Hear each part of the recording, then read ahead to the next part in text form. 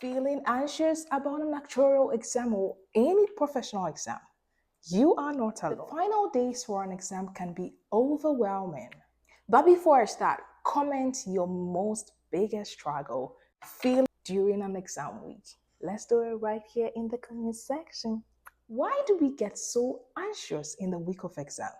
One, it could be due to the fear of failure. Two, last minute overloading, as most students do. And lastly, perfectionism. Maybe it could be that you are so prepared, but something in your mind is telling you you've not prepared enough.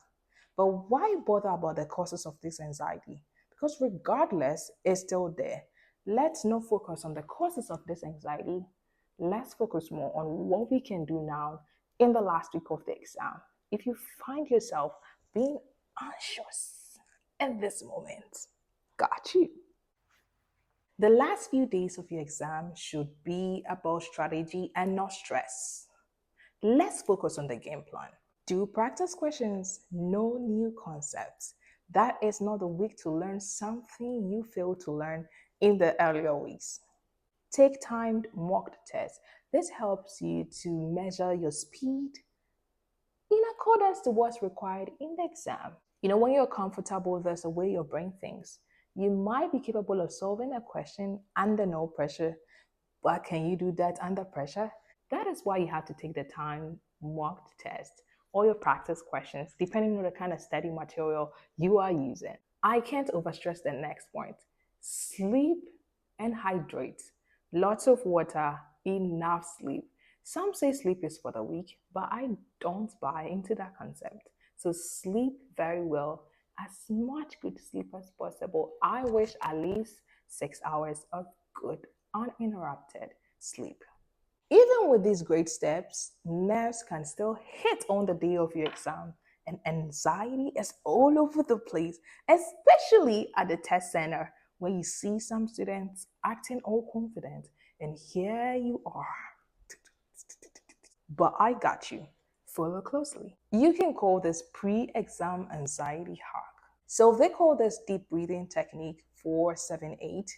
Inhale for 4 seconds, hold it on for 7 seconds, and exhale in 8 seconds. This works for some people, but it may not work for you.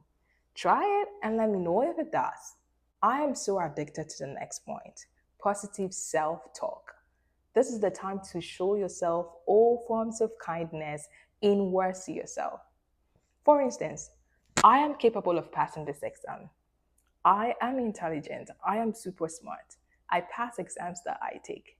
I'm worth much more than this exam I'm taking. On a more believer side, I am from above. Everything I do, I win. All things work together for my good. The host of angels are with me. God is with me. I succeed in all that I do. My hands are blessed, therefore everything I touch is blessed. And that's one of my favorite quotes or my favorite mantras in an exam hall, where I had to touch the screens and say, I possess the place. What's some other positive self-talk you have for yourself? Share in the comment section right now. You never know who could be encouraged. Other methods could be a quick walk or stretch. You could literally do all these at the gym also, because sometimes I walk to the gym not to really lift the heavy weights, but just to not to really lift the heavy weights, but just to stretch. And I've from experience, I've realized how much calm I am anytime I hit the gym and I get back. One bonus tip I would tell you is to eat healthily in the week of your exam. Less sugar, less lactose stuff, just to keep your brain more active. So now, during the exam, on the day of your exam, I've overshared this point. I feel like start with questions you can do without thinking.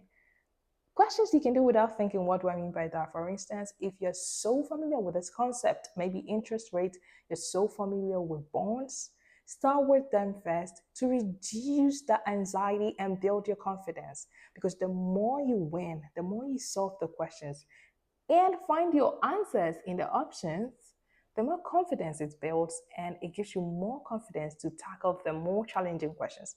But if you decide to handle the more difficult questions and you kill your confidence, trust me, even the easier ones become very confusing to you because your confidence has been shot and broken.